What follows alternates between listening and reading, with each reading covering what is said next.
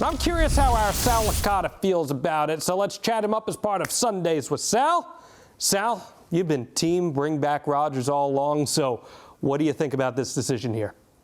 Well, I've also would have wanted an experienced head coach, and the Jets did not do that. So for me, it would have been bring in Pete Carroll, bring in Mike McCarthy, a proven Super Bowl winning head coach with Aaron Rodgers and this Jets roster. Once they hired Aaron Glenn, then I kind of was open to the idea of, okay, I still think Rodgers could be an asset, but I certainly understand why they would want to go in a different direction. And Connor talked about some interesting points when he was on with you earlier, John, which I think are important. Glenn wants guys to buy in here. You need to be a culture guy. You're either in or you're not. I don't know. I wasn't in the meetings, but Rodgers on, prior regime here was acting on his own, missing some of these, involuntary things and going out there on the McAfee show. So if those were problems to Aaron Glenn and Muji, then you know what? You got to let the guys who are hired do what they're going to do. Problem is there is no quarterback that's going to be better on the field this year. Doesn't mean the Jets can't win more games, but there is no quarterback that's going to be available for them now that's as good as Aaron Rodgers. Could be a purgatory year. We will see what comes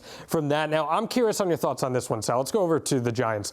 Giants obviously didn't even make Saquon Barkley an offer last year. He has one of the greatest seasons ever with Philly, wins a Super Bowl. Is there any world where you can see a Giants fan being happy for Saquon since the team didn't even try to retain him?